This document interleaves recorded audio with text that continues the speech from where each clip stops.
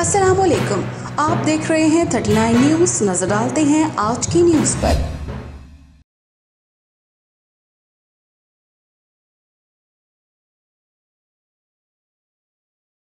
تفصیلات جانتے ہیں اپنے نمائندے سے۔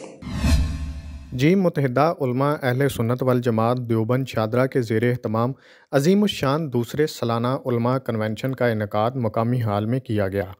کنونشن کی سرپرستی مفتی سیف اللہ ربانی اور نگران اعلیٰ مفتی مختار احمد نے کی، جبکہ صدارت امیر متحدہ علماء دیوبند شاہدرہ مولانا شبیر احمد عثمانی نے کی۔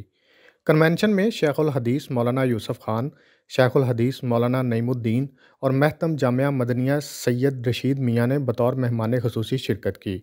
علماء کنونشن میں ناظم اعلیٰ مولانا احمد سعید صدیقی، نائب امیر مولانا محمود الحسن قاسمی، مولانا احمد یار لاہوری اور ناظم انتخابات صفدر صدیق کے علاوہ علاقہ بھر سے تقریباً 350 کے قریب علماء اور خطبہ حضرات نے شرکت کی۔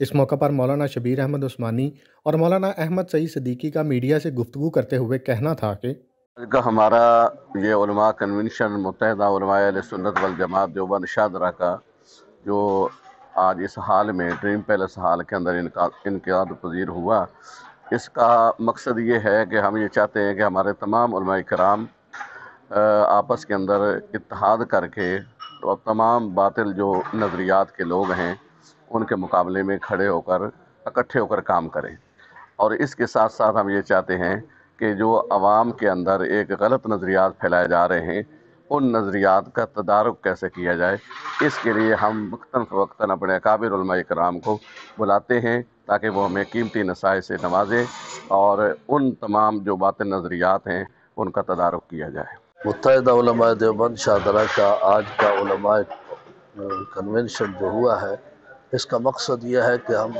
علماء دیوبند سے تعلق رکھنے والے تمام علماء کرام کو متحد اور متفق کریں اور مل کر دین کے لیے جدوجہد کریں، اور دین کے خلاف جتنے فتنے اٹھ کھڑے ہوئے ہیں ان کے سدباب کے لیے بھرپور محنت کریں۔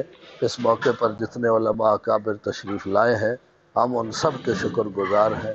کنونشن سے خطاب میں مولانا سید رشید میاں کا کہنا تھا کہ میں نے علماء کرام کا لاہور کی سطح پر اتنا بڑا اجتماع نہیں دیکھا۔ کنونشن میں آنے والے معزز مہمانوں اور علماء کرام کے لیے پرتکلف کھانے کا اہتمام بھی کیا گیا۔ Fida Muhammad Fida, bureau chief 39 news H D Lahore. اہم ایشوز ہوں یا ملکی اور غیر ملکی شخصیات کی پریس کانفرنسز،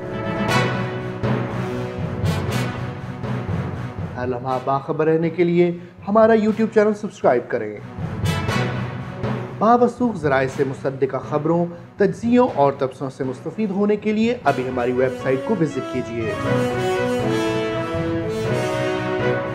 اس کے ساتھ ساتھ آپ ہمیں فیس بک پر لائک اور فالو بھی کر سکتے ہیں۔ اس کے علاوہ ہر ٹائم اوورسیز پاکستانیوں کے حالات اور مسائل کے حل کو جاننے کے لیے ہماری ایپ بھی ڈاؤن لوڈ کر سکتے ہیں۔ ہم کر رہے ہیں آپ کو ہر لمحہ باخبر، کیونکہ ہے 39 نیوز پر آپ کا اعتبار۔